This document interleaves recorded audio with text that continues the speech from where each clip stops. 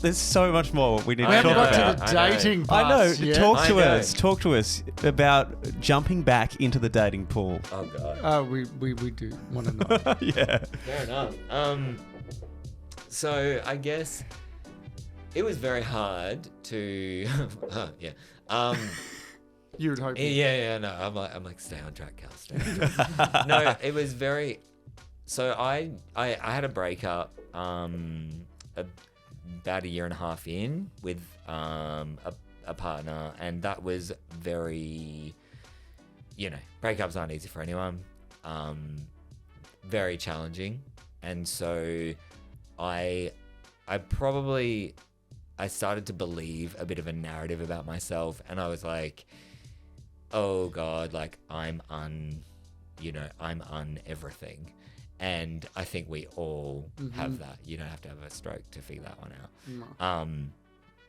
But I also was like, how the fuck am I going to do this again? Because I was like, I can't go to like a club. Not that I ever like hit the clubs, like, let's be real. But I was like, I see double, and I've got a vestibular dysfunction, so I'm permanently got vertigo.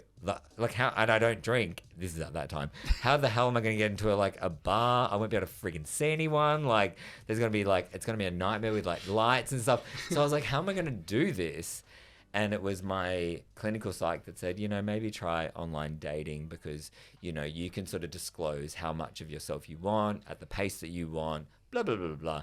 And I was like, that is so naff. And this is obviously before like any of the apps came out. Right, yeah. So you're just on like manhunt.com or whatever it is. Yeah, no, It was gaydar? No, it was not. No, it was the gay. I'm so old. It was the gay version of, and weird that it had to have a gay version at this time, but we have progressed. It was the gay version of eHarmony. Oh, okay. Yeah, okay. so I obviously took like quite a Gay harmony? I know. No, it was called Compatible Partners. Okay. Yeah, so yeah. respectable. Catchy. So it's before. So I can't remember but I remember I had to fill out the profile, and I remember I had a lot of stroke shame. I had a lot of disability shame. I had a lot of job shame because, my everything was what I did. So how do I talk about what I do if I don't really know what the fuck I'm doing? If I'm trying to practice like walking on a straight line, and that's not going to happen. So it was very challenging to figure out how I disclose stuff about myself, and still be what I thought was going to be like picked. Because, the world to that point was about being picked. My world was. And but I put myself out there, surprisingly got some matches, and I did go on a date, which I've talked about quite a lot, and very happy to publicly. I mean, if this person ever sees this, they're going to be like, was that the date I was on? I'm like, yes, it was. You've given me a lot of content. No, I ended up going on... Thank you for your service. Yeah, I know. Thank you very much. I ended up going on this hilarious 11-hour date where I absolutely had, I think, for a big portion of the date, I worked on sort of bamboozling this poor fucking person, about who I was and what I was doing. I never lied. I just strategically left out every bit of the fact that I'm like, I see two of you and I don't know how to eat this meal because I cannot coordinate my swallowing. So it was like, yeah, oh my God, it was just like, I do not know what to do. And I'll never forget when we actually, but either way, it was an 11-hour date. This is the first one. And it was like, I mean, as I said, I'm like, if I'm having a stroke, I'm having a proper stroke. And if I'm having a date, I'm going on an 11-hour one. Because it was a really amazingly, how do I say it? It's like, it was a very challenging experience because now I know what I wanted. Back then, I just wanted to be probably desired. Probably. Yeah. And actually that was kind of coming at me. I wasn't really reading the signals because I probably couldn't fucking see them. But I was kind of, I think that's probably what I was looking for at that point. I wanted to be desired and feel accepted in that way. And anyway, that didn't work out. Because it was just I was not picking up sexual cues. I also wasn't ready to do that. I was,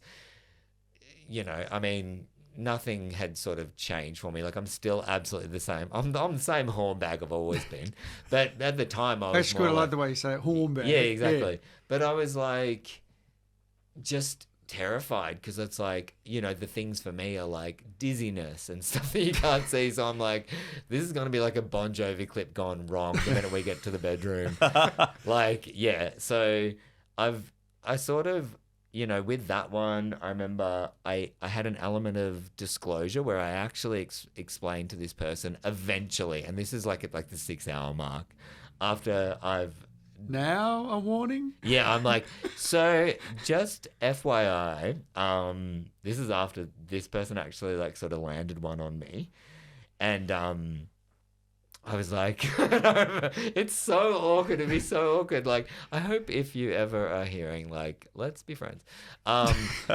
Because, yeah, I just didn't know. I remember what came out of my mouth was I was like, I've had a stroke. And this was literally like after the first pash, which wasn't a pash. It was like this sort of someone tried to pash me. I dead fished the situation. Okay. And then I was like, I've had a stroke. And then he was like, oh. And then gave this really amazing, like supportive, like, oh my God, like related it to a part of his life, blah, blah, blah. I'm like, oh my God, this is like, and at this point, I'm like, this is the first time I've disclosed it. It's the first time I'm in this situation. I'm on my own. I've got, you know, so many anxieties about all these kind of things. And I'm like, oh my God, and this person was so supportive. So that was at about the 6-hour mark. So then by the time we get to the 11-hour mark, which is actually based on, we watched 2 films. Oh my God. I swear to God, like when I look at it now, I go, this poor fucker just trying to just hang in there. And I'm like given nothing. At the end of the first movie is usually when like you make a move. You'd think it was like, is this going to happen? And, Yeah. and I'm sure, and you know, I remember this person was kind of, you know, probably there. And I was just like, I don't know. Because I also don't know what's going to happen. Like, I just don't know how to do this. So it took a while for me to sort of get my mojo not back, because it's always been, as I said, I was like I've always been a hornbag, but it's more like how to actually navigate like the, you know, the vulnerability of the pursuit of someone, of letting them know like, hey, I'm kind of down, or that this is, I sound like such a whore, but like it's also like, hey, I really like you, you know, how to do that. Because again, back then, all my stuff was based on productivity. So I was like, if I can't say, like, I think I was still probably riding on the coattails of like, oh, I did this production of, you know, I did the national tour of Altar Boys a few years ago now. But like, you know, I was leaning on these other parts of me, and I didn't know how to sort of explain anything about me, because it's very hard to disclose to someone when you've got dysfunction and you're like working on those dysfunctions daily. Yeah. So over time, basically, when it comes to like dating, and I have, you know, I've been on many dates and many things, and now I'm very lucky again, because like it's a big part of my work. So if someone goes, oh, why did you get into that? Then I'm like, well, blah, blah, blah. And so it's like an easy segue. And I use humor and all sorts of things just to make sure that someone knows like it's a safe space. Like, don't worry, in case it doesn't feel like a safe space for someone. So I guess it's an interesting thing. And even now, you know, at this point in my life, it's an interesting thing to sort of to still navigate. And I mean, I'm talking to 2 gay peas in a pod, so you know, peas in a podcast. I guess it's interesting because the gay world, and you would both know this, is littered with superficiality, in the sense that the aesthetics are so important. And don't get me wrong, like I'm a Scorpio, like I'm looking for what's good, and I've got double vision, so I'm like, I want to see it twice. No, so I get it. Trouble. I totally get it, but I also, you know, to walk my talk of what I actually think, it's like, oh, you've got to be more than that. And that's hard, because not that I have like, you don't have opportunities to always just be on a podcast and talk about the deepest things in the world. But still my kind of benchmark of stuff, like I've probably figured out a few more benchmarks of sort of like, oh, I need this to get the connection, which Yeah. will lead to this stuff. Yep. Because why bother? I mean, I totally also get about frivolous, like fun sex. Like I get that as well. Like that's got a total role. But I think when it comes to like actual dating and stuff, I'm probably kind of, no, I don't want to say I'm creepily dating a community right now, but in a way I am. My biggest relationship is like quite a big hefty cohort of people touched by trauma around the world. So that's my priority. But if something aligns for me, I probably just know how to I think I know how to spot it a bit better now. Yeah. Great. No, And it should feel easy. That's the thing. Yeah. Yeah. If you're trying to make it happen and try and force it to happen, it's not meant to in this moment. Pretty much. Right? And I mean, but then, yes. Yeah. And then I'm like, yes, Matt, correct. But also, it's that thing as well. I can get distracted by shiny objects. Yeah, right, yeah. Look over here. Yeah, I know. I'm like, it's a bloody glitter fest over here. No, so it's like, oh, I just saw your mirror ball, by the way. But I need to put that somewhere. We have to put that I was trying to think somewhere. before. I'm like, can I mount this somewhere above? Yeah, Inside very my good. head. Yeah. Yeah, there you go. Yeah. That would actually be a fantastic dress-up party thing for you to do.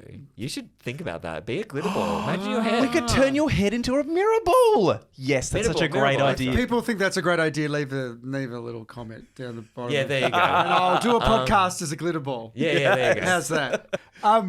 The thing that you're talking about is that I approached it really differently. The physicality, obviously, I wasn't so physically affected that my memory was, and some of my right side was, and I took a while just to get my right leg to decide to work with me. But it was more the fact that they took out the carotid artery and then they put it back in, and I was really worried about road testing that thing. Yeah, fair enough. Yeah, so here's some disclosure. So I started masturbating first to make sure that I wasn't going to die or pass out. I'm so happy to go here. Yeah. So, Yeah. so I was like, how do I approach this? So I actually had no one really to ask. So I Googled the shit out of it and I was like, all right, I will masturbate first and see how I feel. And if I get lightheaded, because I asked how much exercise I could do and they gave me an exercise regime of when I could get back on and raise my blood pressure. So I was really worried about this. So then I came up with this really ingenious thing about who I could date. And because my life is all about risk, right? Yeah, okay. I'm with airlines. So I'm like, I will just seek out and date maybe doctors or nurses. Oh my God. You're like, so they can spot the signs. Yeah. Well, there was a twofold to it that maybe when I talk about it, they'll absolutely understand it. Yeah, I get you. Not so much if I died on the bed. Or I had another episode that was done. But I approached it really clinically like that. And that's interesting. That's probably me. I was just really I'm going to masturbate first, see how it goes. And then my first sexual experience was actually with a doctor after that. Really? Yeah. Oh, great. So I disclosed and said, because he said first time, hey, scar. And I was like, yeah, it's because of cool. this web vein. He's like, oh, that's cool. That's really rare. And I was like, this is going well. And look, it was fine, but I did sort of say straight up, this is my first time I've actually... Yeah, great. Good on you. Oh, my God. And it was really It vulnerable. would have been so comforting having a doctor as your first time. But having like, sex after just a give me stroke. a sec. We'll road test this, baby. Yeah, hang on. I'll just put my gown on. Yeah. And look, it was great. Yeah. But it was great. But he never called after that. But it was fine. But it was sort of... You don't know what was going on in his life. Yeah. Nah, it was right. And it was for me. Just It after was a one-nighter. It was like just getting on the bike again. Fair enough. Well, Yeah. interestingly though, the way I relate Is that an to that overshare? one. No, oh my God. I'm like, No share way. over and over again. Definitely. I, on my... it's a funny sort of term, but on my week of discharge, which sounds disgusting, but Yeah, go on. Yeah, Explain what that It sounds like keep going, get through this. It's like a short film. Yeah. But on that week, so lots of things. So this is moving from being an inpatient at rehab to then basically being birthed into the world of being an outpatient. So you just go to rehab, but you essentially live at home. You live in a quote unquote independent, or I like to say interdependent kind of lifestyle. Yeah. Any hoodle. And as I said, I've mentioned that I had a partner at the time. I've also mentioned that I'm a Scorpio. And so Yes. I remember before I had the full, okay, you're going the next day, like that's when you actually leave the rehab. I remember like, cause I'd already had a couple of, like it's called a day leave kind of thing. And so you can go for a few hours to, you know, well, I like to say I'm like to go and have a meal. I'm like, Cal, you didn't have a meal, but you go and just spend time sort of thing. And I remember you let my OT sort of came and sat down on the bed. Like there's a lot of intentional conversations that had to happen for me after rehab, which happens for a lot of people, I'm sure. Like how you got the pamphlet, which is, you know, obviously a very isolating and almost dismissive experience. But for me, I had a lot of pamphlets, but I also had to have a lot of like people being like, okay, because they knew me.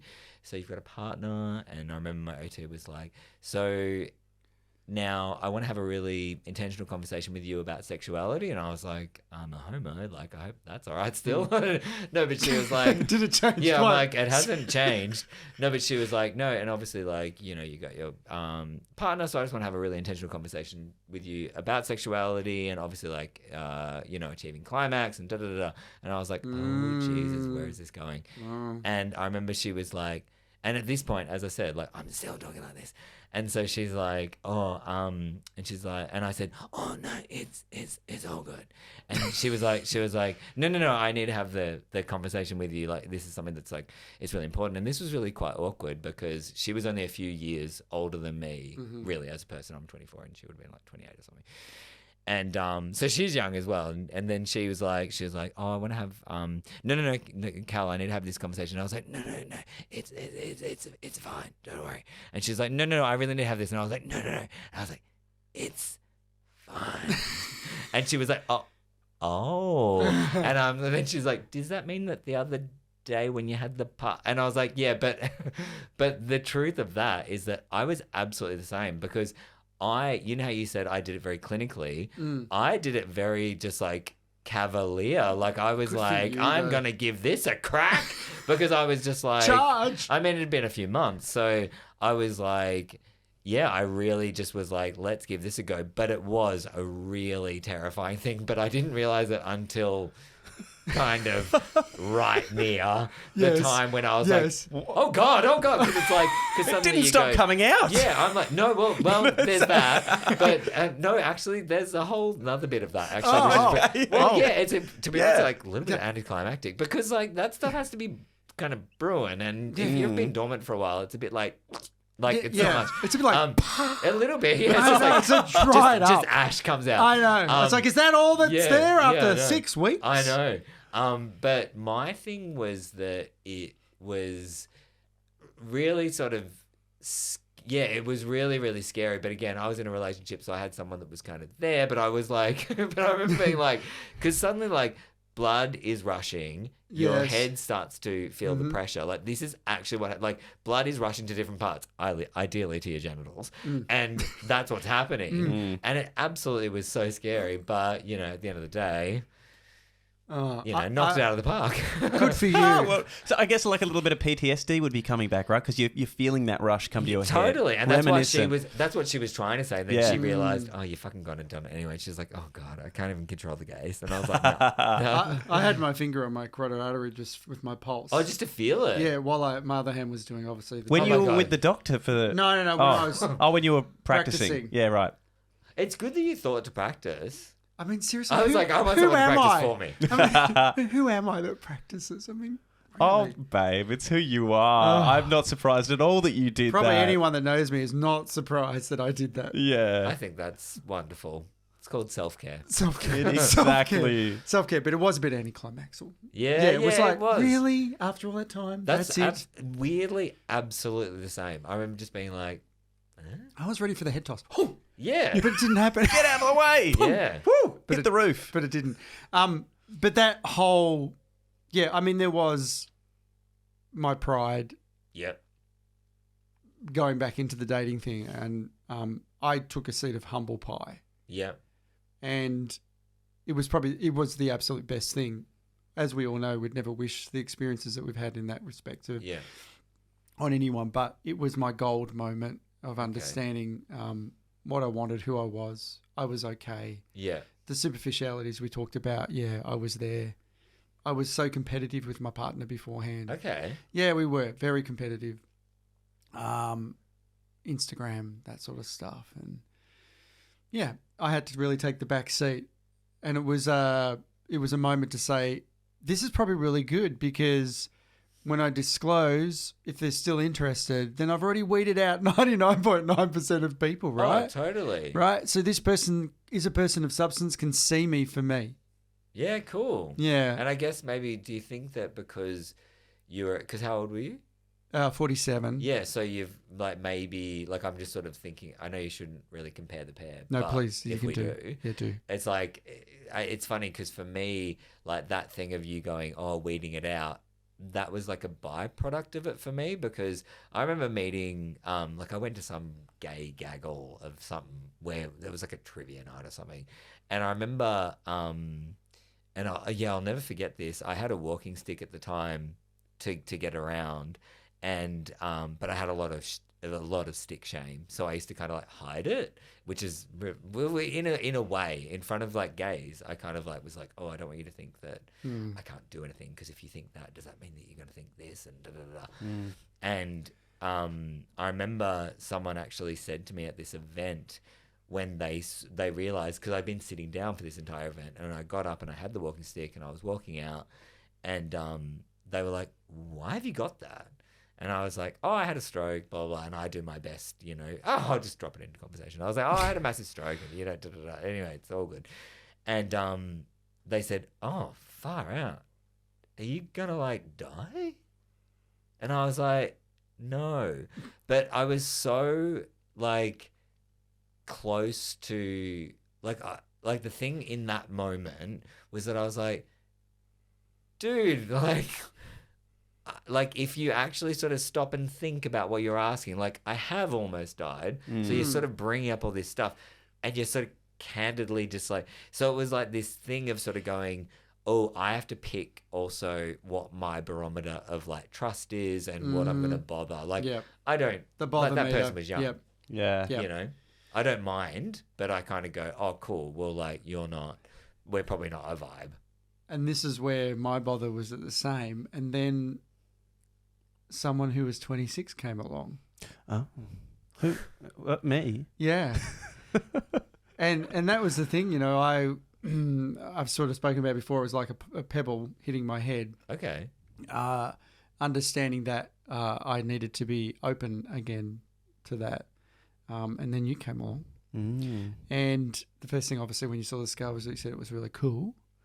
And I was like, yeah, I didn't think twice. I was I just was curious to know about it. He was really curious, and didn't, and certainly wasn't a turn off. And it wasn't dismissal. It was more just and you saw me.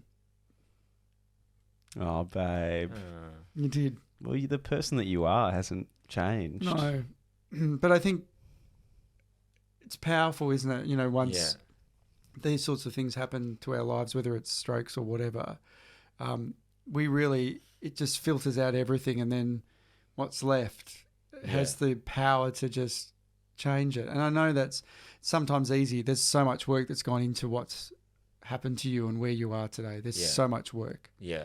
And people don't see that and often. Yeah. Yeah. I think that the last thing that maybe I would say on that, it's really I think the fact that you, Matt, that sort of curious thing, I think that's the thing that certainly over the years I've identified as especially in the dating world, that's a missing link for me, because I'm naturally, I know that on this largely I'm probably expressing quite a lot, but I'm a really curious person, so I always ask people about stuff, and I can do that because I am just curious, so it's easy to ask, and then you ask the right questions, and someone can just get off on a It's tangent. about intention. I mean, but I've also found in the queer community, I think it's not bad gays that don't know how to ask questions, but I think there's a fear or something to kind of, it's either a fear or a self-indulgence, and sometimes it's I can't quite figure out which one? What it is.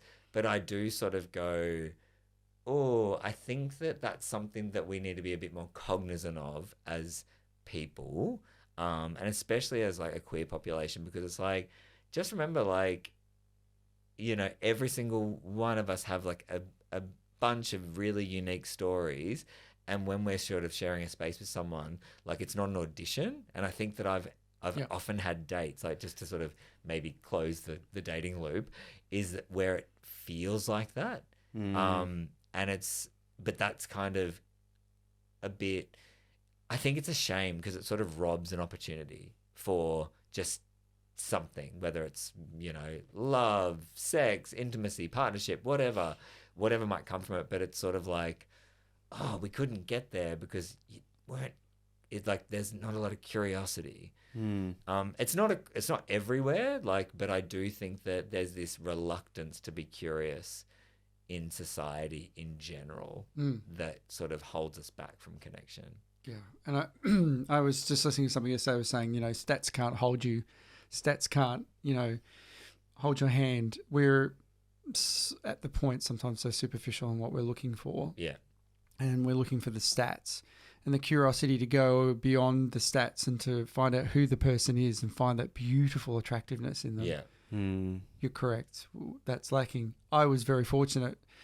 I was in and out of being gay and then not gay, and that's a whole nother thing. Oh, right. When I was younger, but the community was very different then, as where we had the opportunity to sit down and be curious, to ask the questions, to see who the person was, not an app, not their stats, not their dick size, not what was going on or their position, but who they were in society. And it is. It's like, and that's the thing. That's why it's not a condemning of the community. No. It's more like being cognizant of it, because it's like, the apps are designed to increase, like, make connection more accessible, but not make connection more palpable or, you know, human, mobilizing. It's not. It's just a tool, right? Like, you still have to have a lot of tools in your own tool belt of like soft skills of how to, like, ask someone a question or, like, give a compliment or poke a bit of, you know, like, it's that dance that has to happen. This is something that we will need to overcome by talking about more often, though, because I'm 31 now. Yeah. I've never known my dating life in my adult life to be anything but apps, ever. Yeah, okay. Right? Sure. So anyone my age and younger now, not going to know any kind of dating or social life, I suppose. I'm like, unless it's get through... onto compatible partners. Oh, it sounds great. www. I'm sure there's a double section. But this is what we need to come back to more of, right? Because it is so quickly, comparing now, quickly send a dick pic straight away. Hey, how you doing? Dick pic. Oh, yeah, great, thanks. Here's a pic of my other end. Yeah. You know, it's like, and it's get to know each other first. Yeah. Yeah, and it's like, I guess it's that thing of sort of going, like, I get the smorgasbord. Like, I do also get that. Like, I do think that there is a place for everything. Like, in the sense that sometimes sex is very consensually transactional and it fulfills that need. Absolutely. Nothing wrong with that at all. It's great. But what it does is, like, it sort of commodifies it, and it makes us, I think, just... It's like almost like our capacity, and I say our because I don't want to just be like, oh, it's just young people, because it's not. It's like not. We're literally we're in a digital age, so we're learning how to communicate via these things, and so then we think that, like, our tagline says enough, and it's like, no, you're probably gonna have to say a bit more. And yes, like, you know, the all the stuff, like the position, all that stuff, like, totally can fulfill. It can speed up the process, like, to totally get what you need. Absolutely get that too. But if you want the bit of just, you know, conscious, casual connection, if you want that, I'm like, yeah, but it's still got to, like, know that you're a human. Yeah. Like, yeah. It can't be just the only transaction. Totally. Yeah. And it's fine as a transaction. Yeah. If that's what you want. Yeah. But you can't expect just that transaction to give more. No. Because it is what it is. Yeah. I think that's completed the circle. It has. I think it has. Caleb, why don't you tell us about what projects you're working on at the moment? Tell us about the Genius Network, your website, where people can find you. Oh, thank you. Yeah, so I guess, as I was saying earlier, so I started a community, essentially Genius Network, so GENYUS, so sort of spelled like Gen Y Us. It initially stood for Gen Y United Survivor Network, which was really about me creating a community of like-minded people, and that hasn't changed. It's just not necessarily about a demographic. It's about people that want to connect with other people who, quote unquote, like get it. And part of getting it is about having those shared commonalities of wanting to belong, to be part of something, to feel seen, to feel safe, to be heard, whether that's through, that can be through making blogs about your life. It can be about the art you share. It can be non-verbal, because we've got lots of people with lots of different communicative capacities. But basically, yeah, I started Genius Network, and also I'm our chief vision officer. Love that title for you.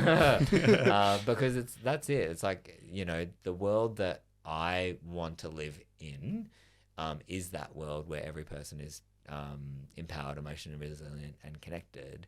And so I just sort of like helm everything to lead towards that, but trying to mobilize a community to sort of really, I guess, fundamentally run our network. And, there's other things that come with that, because I was not a business person before I went into it at all. Like, I had no business acumen. I just literally, fortunately, have a father who's a very, a good, astute business person.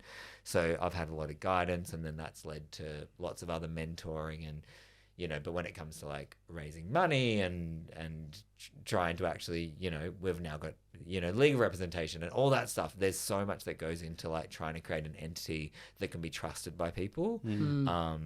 But fortunately for us, we've got, I guess, a very strong vision, and really through, I guess, you can come and sort of like find us if you're looking to sort of, I guess, see people like you, connect with people like you, and what we're developing are sort of multimodal ways of creating that connection, predominantly online. But as I said this morning, there was a meetup in Melbourne that happened, so it's not always online.